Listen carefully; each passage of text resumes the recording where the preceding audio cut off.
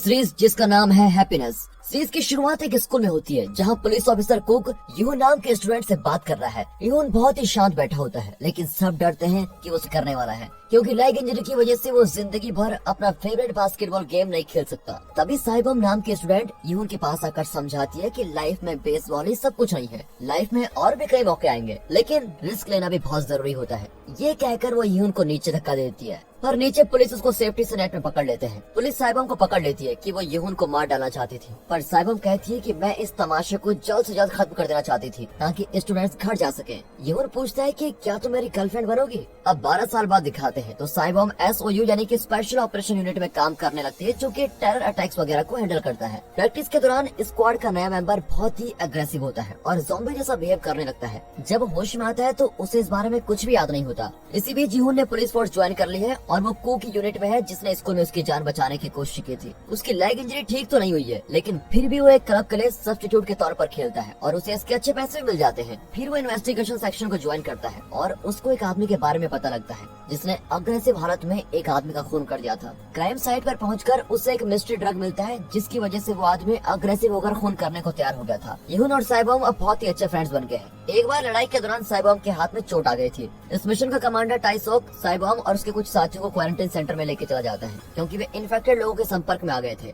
टाइसोक साइबम को समझाता है कि ये ज़ॉम्बी एपिडेमिक की तरह फैल भी सकता है, लेकिन इन्फेक्टेड लोग कभी कभी अग्रेसिव बिहेव करते हैं। उस वक्त उनके दिमाग का संतुलन खो जाता है और दूसरों को वो काटने लगते हैं। उन्हें बहुत प्यास लगती है जो पानी से भी नहीं बुझती। अगर वे नॉर्मल भी हो जाते हैं तो उनके सिम्टम्स कभी भी लौट सकते हैं। बीमारी से लड़ने की उनकी क्षमता भी अधिक होने लगती है, लेकिन अगर उनके वाइटल्स पर अटैक किया जाए तो वे मर जाते हैं। टाइसोक ने इस बीमारी की डिटेल्ड रिसर्च की होती है और वो जानता है कि कोविड के कारण लोग हर इन्फेक्शन से डरने लगे हैं, इसलिए उसने इस बीमारी के बारे में पब्लिक में ज्यादा डिस्कस भी नहीं किया है। साइबम का टेस्ट रिजल्ट नेगेटिव आता है, लेकिन टाइसोक जानता है कि इस घाव के कारण साइबम जरूर इन्फेक्ट हुई होगी। टाइसोक अपने इन्फ्लुएंस को यूज करके साइबम को पुलिस सर्विस से एक ब्रेक दिलवाता है, जिसके दौरान साइबम को 2 हफ्तों में एक बार अपना खून डोनेट करना होगा, जिससे वे अपनी रिसर्च को आगे बढ़ा सकते हैं। साइबम मान जाती है और अपने लिए हाई इवोल्यूशन वैल्यू मांगती है, जिसको देखकर साइबम का बॉस अवार्ड के तौर पर उसको एक नया अपार्टमेंट दिलवाएगा। पर टाइसोक कहता है कि नया अपार्टमेंट पाने के लिए हाई इवोल्यूशन वैल्यू काफी नहीं है, उसके लिए तुमको शादी भी करनी पड़ेगी। साइबम यून को शादी के लिए प्रपोज करती है।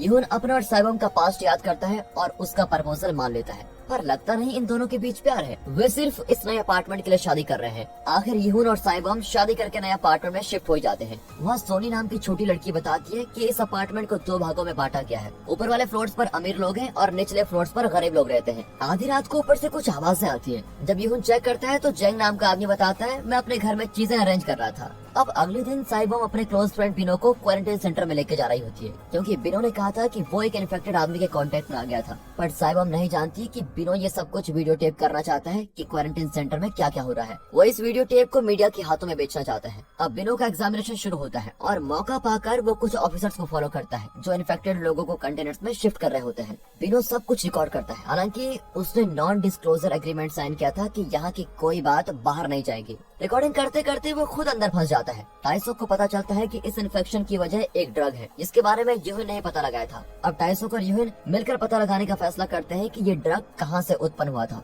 इस ड्रग को इलीगली बेचने वालों को वो पकड़ भी लेते हैं। एक ड्रग डीलर बताता है कि उन्हें ये ड्रग उनके एक इन्फेक्टेड फ्रेंड से मिला है। इन लोगों ने उस आदमी को कार की डिक्की में बंद करके रखा हुआ है ताकि फ्यूचर में वे इसको अपने डिफेंस वेपन के तौर पर यूज कर सकें। अब क्वारंटाइन सेंटर में आखिर बिनो इन्फेक्ट हो जाता है और उसे वहीं रुकना पड़ता है। तभी साइबम को पता चलता है कि क्वारंटाइन सेंटर में इन्फेक्टेड लोगों के साथ बहुत ही बदतर सलूक किया जाता है। साइबम उनके हक के लिए लड़ना चाहती है, क्योंकि इन्फेक्टेड ही सही पर वे ह्यूमंस तो है। वो टाइसोक से कहती है कि अब इस इन्फेक्शन की खबर पब्लिक में फैला देनी चाहिए ताकि लोग सतर्क रह सके। इसी बीच बिनो क्वारंटाइन सेंटर का वीडियो टेप मीडिया को दे देता है और न्यूज में यही हेडलाइंस होती है। तब जाकर सरकार वार्निंग इशू करती है कि आज से भीड़ जमा करना मना है, लेकिन पब्लिक इस वार्निंग को सीरियसली लेती नहीं, क्योंकि कोविड के बाद सभी को इन वार्निंग्स की आदत पड़ चुकी होती है। अब साइबम तुरंत जरूरी सप्लाईज इकट्ठा करने लगती है, क्योंकि वो इस बीमारी के खतरे को जानती है और इस इन्फेक्शन को फैलने से रोकने की पूरी कोशिश करती है। घर पर ऊपर वाले फ्लैट से रोज रात को कुछ अजीब आवाजें आने लग जाती है। वो जैंग की फ्लैट को चेक करती है तो वो साइबॉम को पकड़कर टॉयलेट में बंद कर देता है। उसने अपनी इन्फेक्टेड वाइफ को भी बांध कर रखा होता है, पर उसकी पत्नी को साइबॉम में कोई इंटरेस्ट नहीं होता और वो अपने पति को चेस करने लगती है, लेकिन सोनी उसको डिस्ट्रैक्ट करती है।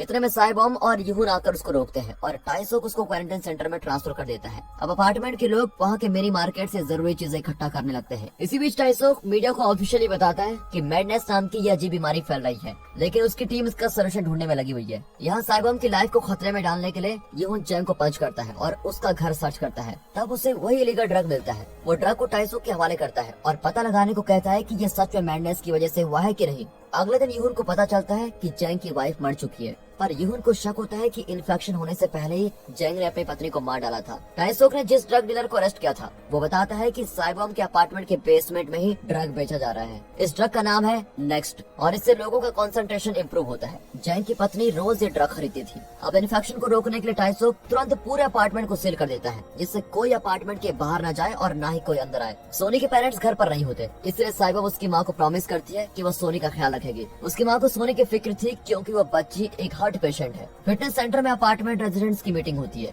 रेजिडेंट्स को 1 हफ्ते का टाइम दिया जाता है और अगर इन्फेक्शन का फैलना नहीं रुका तो न जाने उनके साथ क्या क्या किया जाएगा। इसी बीच लोगों का कैरेक्टर और उनके दिमाग का चलन बदलने लगता है। अब ओहा नाम की एक औरत को दिखाते हैं। उसका पति इन मीटिंग्स का फायदा उठाकर चर्च का प्रचार करने लगता है, लेकिन अपार्टमेंट के लोग उसको बिल्कुल भी पसंद नहीं करते। एंड्रू नाम का क्लीनर हमेशा मास्क पहनकर काम करता है क्योंकि उसके चेहरे पर कुछ अजीब घाव के निशान है। फिटनेस सेंटर के इंचार्ज जेवियर को हमेशा प्यास लगती रहती है, हालांकि ये इन्फेक्शन का सिम्टम है, और वो कहता है कि मेरे सप्लीमेंट्स की वजह से मुझे प्यास लगती रहती है, न कि कोई इन्फेक्शन की वजह से। पर यूहून को यकीन है कि जेवियर इन्फेक्टेड है और वो उसे जिम में आइसोलेट कर देता है। दूसरे क्लीनर्स पास के खाली अपार्टमेंट्स में रहते हैं। अगले दिन उन्हें कुछ फ्री खाना दिया जाता है और साइबम कुछ लोगों के साथ टेरेस पर जाकर खाना खाती है, पर तब पता चलता है कि जेवियर बच गया है। साइबम और यूहून उसको चेस करते हैं, लेकिन वो सिर्फ अपनी कार से कुछ चीजें लेने गया था। इसी बीच हालत और बिगड़ जाते हैं क्योंकि एक इन्फेक्टेड आदमी ने पास के अपार्टमेंट में किसी को अटैक कर दिया है। टाइसोक साइबम को इस बारे में इन्फॉर्म करता है ताकि वो अपने अपार्टमेंट से बाहर न निकले। उनके टेलीफोन कनेक्शन भी काट दिए जाते हैं और इंटरनेट बंद कर दिया जाता है।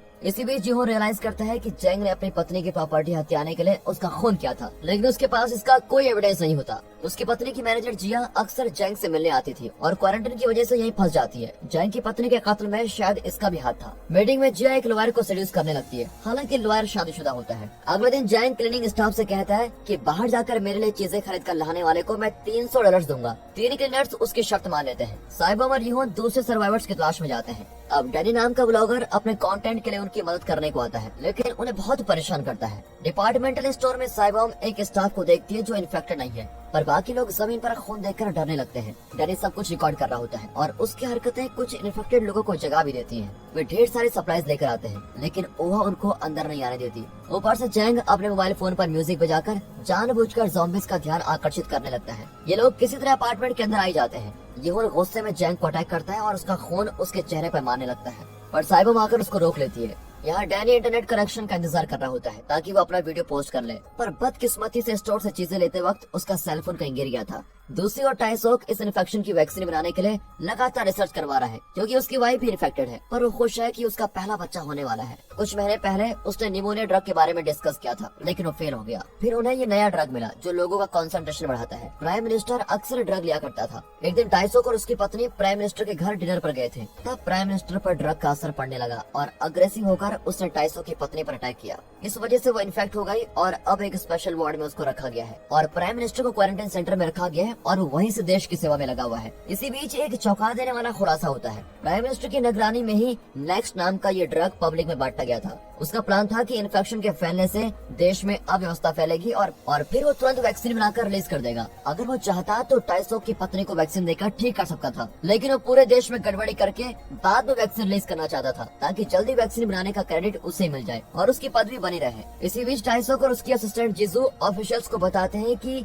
ये नया वायरस रेबीज वायरस की तरह है जो नर्व्स के जरिए ब्रेन को अफेक्ट करता है। इन्फेक्टेड व्यक्ति तब तक सिम्टम्स नहीं देखता जब तक कि ये वायरस ब्रेन तक नहीं पहुंच जाए। इस वायरस का नाम लेटा बताते हैं जो नेक्स्ट नाम के ड्रग से पनपता है। अब तक ये इन्फेक्शन सिर्फ काटने या स्किन को चीरने से फैलता है। इस डिजीज को ट्रीट करने के लिए ऐसी मेडिसिन बनानी होगी जो ब्रेन के डिफेंस तक पहुंच सके और फिलहाल ये लगभग नामुमकिन है। पर वो ऑफिशियल से झूठ बोलता है कि मैं वैक्सीन पर काम कर रहा हूँ और 1 महीने में ये तैयार भी हो जाएगा। जिसू कंफ्यूज होती है कि टाइसोक झूठ क्यों बोल रहा है, पर टाइसोक जानता है कि अगर सरकार को पता चला कि इसकी कोई वैक्सीन नहीं है तो ये ऑफिशियल्स इन्फेक्टेड लोगों के साथ बुरा सा बुरा बर्ताव करेंगे और उनको मार डालेंगे, और अगर ऐसा हुआ तो उसकी पत्नी भी मारी जाएगी। अब टाइसोक की उम्मीद साइबोम पर टिकी हुई है, जिसका शरीर इन्फेक्शन की वजह से एंटीबॉडीज बना रहा है। इन एंटीबॉडीज से वैक्सीन बनाई जा सकती है। टाइसोक इंसानियत को ही नहीं बल्कि अपनी पत्नी की जान बचाने के लिए अपनी नैतिकता को एक और रखकर इन्फेक्टेड लोगों को एक एक करके टेस्ट करता है, क्योंकि क्वारंटाइन सेंटर बहुत ही छोटी जगह है और टेस्ट के बाद उसे कुछ लोगों की जांचें भी लेनी पड़ती है। हालांकि साइबोम और यूहन ने प्यार के लिए नहीं बल्कि अपार्टमेंट के लिए शादी की थी। अब उनका प्यार पनपने लगता है और वो एक दूसरे के लिए अपनी जान देने को तैयार हो जाते हैं।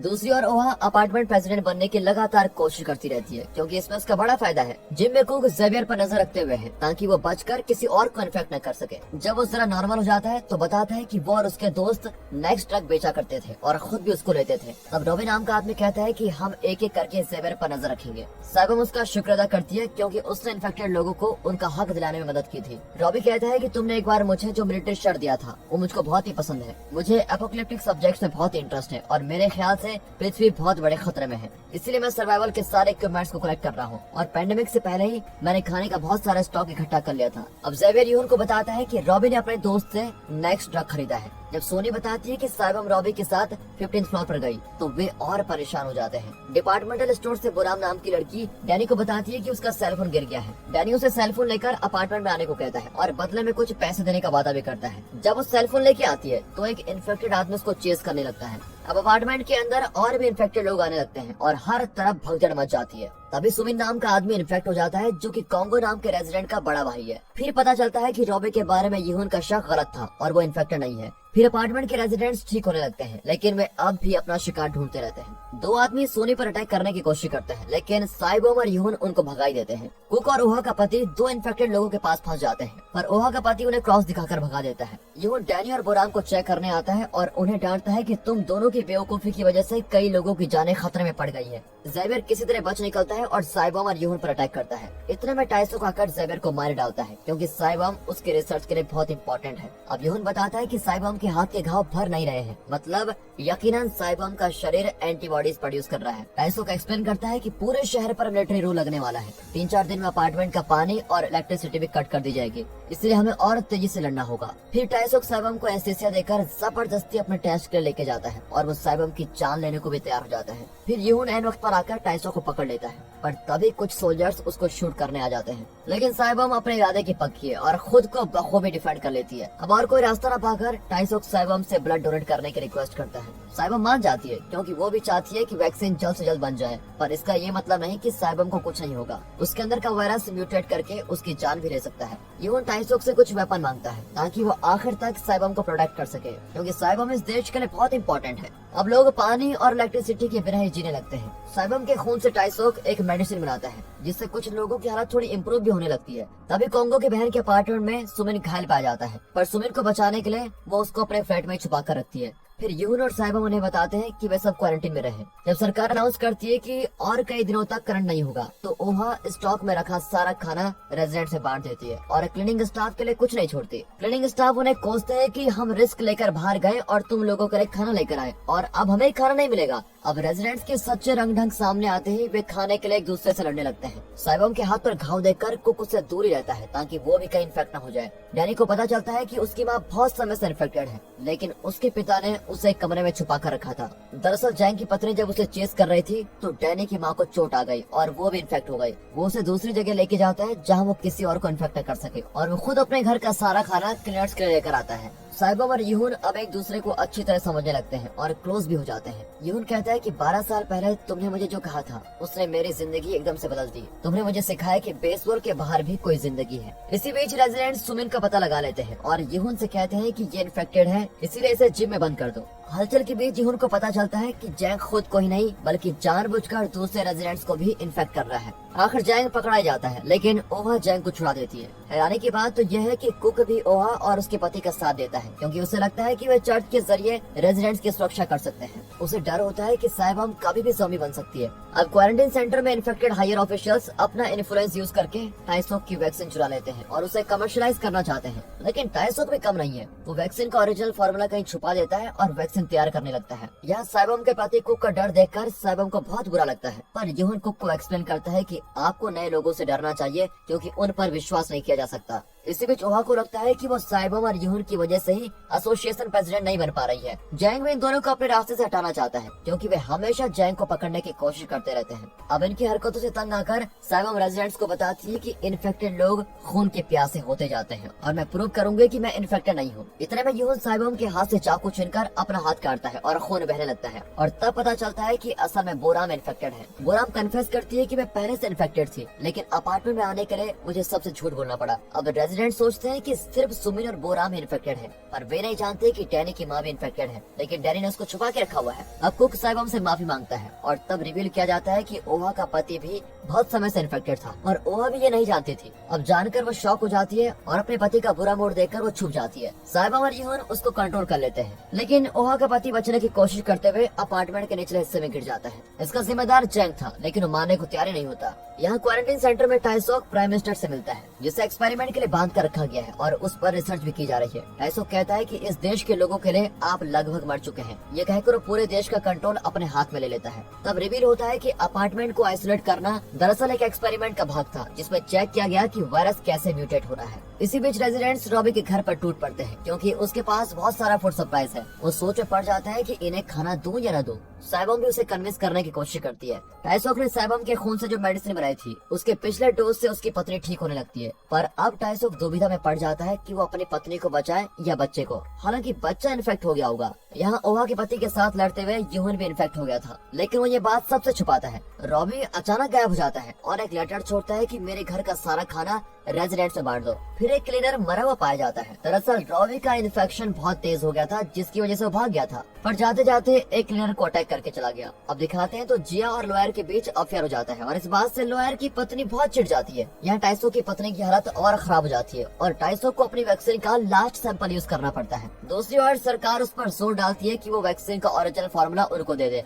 टाइसो फिर से साइबम का खून लेता है। यूहन साइबम और सोनी को क्वारंटाइन सेंटर के हवाले कर देता है क्योंकि वो उन्हें अपने इन्फेक्शन से बचाना चाहते हैं। वो टाइसो को कॉल करके बताता है कि मैं कल दोपहर 1 बजे साइबम को गेट पर भेज दूंगा। अगले दिन पता चलता है कि रॉबी का खून हुआ है और तभी क्वारंटाइन सेंटर से इन्फॉर्मेशन मिलती है कि अपार्टमेंट में बाहर का कोई इंसान नकली पहचान के साथ रह रहा है। बहुत तहकीकात के बाद साइबम और यूहन पता लगाते हैं कि इस पूरी ट्रेजेडी का मास्टरमाइंड एंड्रयू है, जो हमेशा मास्क पहनकर घूम रहा था। वो एक सीरियल किलर है जिसे पुलिस बहुत दिनों से ढूंढ रही है। इसी बीच एंड्रयू साइबम के अपार्टमेंट में घुस जाता है और कोक को अटैक करता है। यूहन कुछ नहीं कर पाता क्योंकि एंड्रयू ने उसकी गन और फोन भी ले लिया है। एंड्रयू ने ही क्लीनर को मार डाला था, लेकिन ऐसी सेटिंग की कि सभी रॉबी को खूनी समझे। कुक को बुरी तरह घायल करके एंड्रयू सोनी को पकड़ लेता है। अब इस मौके का फायदा उठाकर जैंग और ओहा मिलकर साइबम और यूहन को अपार्टमेंट से बाहर निकाल लेते हैं। इतना ही नहीं, वे साइबम और यूहन से जबरदस्ती अपने अपार्टमेंट का जनरेटर ऑन करवाते हैं। आखिर डैनी रॉबी का दिया हुआ सारा खाना अपने पेरेंट्स को दे देता है और उनको छोड़कर आ जाता है। वो अपनी कार में निकलता है और साइबम और यूहन जनरेटर स्टार्ट करते हैं,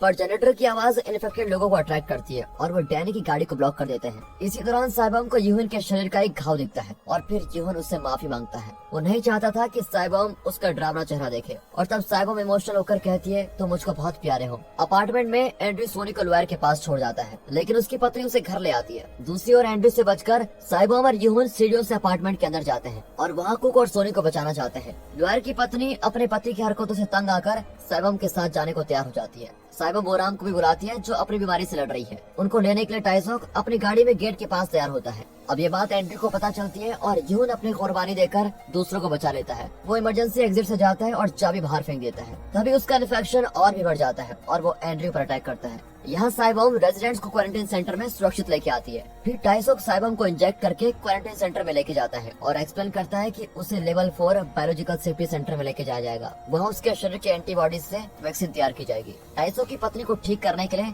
साइबम के प्लाज्मा की जरूरत है। साइबम कहती है कि मैं अपना खून देने को तैयार हूँ, लेकिन सबसे पहले अपार्टमेंट वापस जाकर यूहन को बचाऊंगी। उसके बाद ही वैक्सीन लेने के लिए अपना प्लाज्मा दूंगी। साइबम को वहाँ पर एक डीवीडी मिलती है जिसमें यूहन ने कहा होता है मैंने इस अपार्टमेंट के लिए तुमसे शादी नहीं की, मैं तुमसे प्यार करता हूँ इसलिए तुमसे शादी की थी। ये सुनकर साइबम बहुत ही इमोशनल हो जाती है। आखिर सोनी के हार्ट ऑपरेशन के लिए उसे हॉस्पिटल लाया जाता है। टाइसोक साइबम की एंटीबॉडीज से सिर्फ 2 डोजेस तैयार कर पाता है क्योंकि उसके एंटीबॉडीज लगातार कम होते जा रहे हैं। वो एक डोज अपनी पत्नी को लगाता है और दूसरा यूहन को लगाने के लिए साइबम को देता है, पर लास्ट मिनट में साइबम अपना इरादा बदल लेती है और सोनी की माँ को बचाने के लिए उस वैक्सीन का यूज करती है। उसे यकीन होता है कि उसकी तरह किसी और के पास भी एंटीबॉडीज होंगे और जब तक उसका पता नहीं लगाया जाता वो अपने पति यून के साथ ही रहेगी। पैसों की असिस्टेंट साइबम की मदद करती है ताकि वो क्वारंटाइन सेंटर से जल्द बचकर निकल जाए। अब अपार्टमेंट में साइबम कॉन्गो और उसकी बहन से मिलती है। उसकी बहन बताती है कि कल एंड्रयू ने यून को पूरी तरह घायल कर दिया था, लेकिन यून ने भी एंड्रयू पर अटैक किया। मैंने यून के घाव साफ किए जो वायरस इन्फेक्शन की वजह से भर रहे थे। फिर वो छत पर गया, लेकिन एंड्रयू वहाँ नहीं था। फिर वो जैंग को वार्न करने गया कि मैं तुम्हें जरूर अरेस्ट करूंगा, पर जैंग ने बताया था कि जिया ने मेरा खून करने की कोशिश की क्योंकि वो मेरा स्टॉक अकाउंट चुराना चाहती थी, इसलिए तुम्हें जिया को भी अरेस्ट करना होगा। फिर यून ने डैनी को उसके घर पहुँचाया और तब उसे फैमिली की अहमियत समझ में आई। उन्होंने एंड्रयू को खत्म करने की कोशिश की थी और वो कंफर्म करती है कि एंड्रयू सच में मर गया है। ये सब जानकर साइबम सीधे यून के पास जाती है जो गहरे इन्फेक्शन से लड़ रहा है। वो यून को हिम्मत देती है कि मैं हमेशा तुम्हारे साथ रहूंगी। उसके शब्दों से यून को होश आता है और दोनों किस करते हैं। इसी बीच टैसो को पता चलता है कि कॉन्गो की बहन के पास भी एंटीबॉडीज है क्योंकि वो भी इन्फेक्टेड है, लेकिन उसमें कोई सिम्टम्स नजर नहीं आए। उस लॉयर की पत्री से पता चलता है कि कॉन्गो के घाव कभी भरे नहीं थे, हालांकि इन्फेक्टेड लोगों के घाव जल्दी भर जाते हैं। जब अपार्टमेंट में इंटरनेट कनेक्शन लौट आता है तो जिया और लॉयर जैंग के स्टॉक अकाउंट को एक्सेस करते हैं, लेकिन देश की आर्थिक स्थिति के कारण उसके स्टॉक्स की वैल्यू अंडरग्राउंड से भी नीचे गिर चुकी होती है। डैनी अपने पेरेंट्स के साथ अच्छा वक्त बिताता है, पर सेफ्टी के लिए उनके हाथ बंधे होते हैं। आखिर मिलिट्री फोर्स आकर कॉन्गो की बहन को लेके जाते हैं। ओहा और जैंग नीचे आने से इनकार कर देते हैं क्योंकि वे कानून के हाथ नहीं लगना चाहते।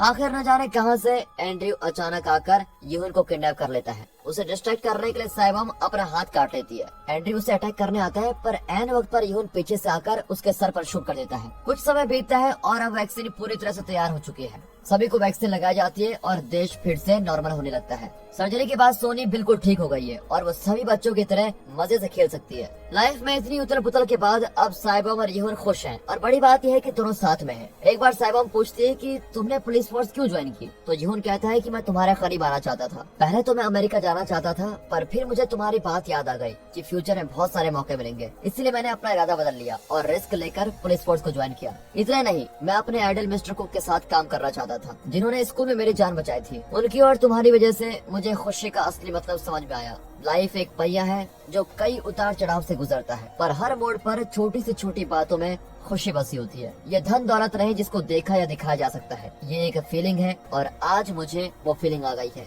हैप्पीनेस की फीलिंग। और दोस्तों यून की इसी फीलिंग्स के साथ ये मूवी यहाँ पर खत्म होती है। अगर आपको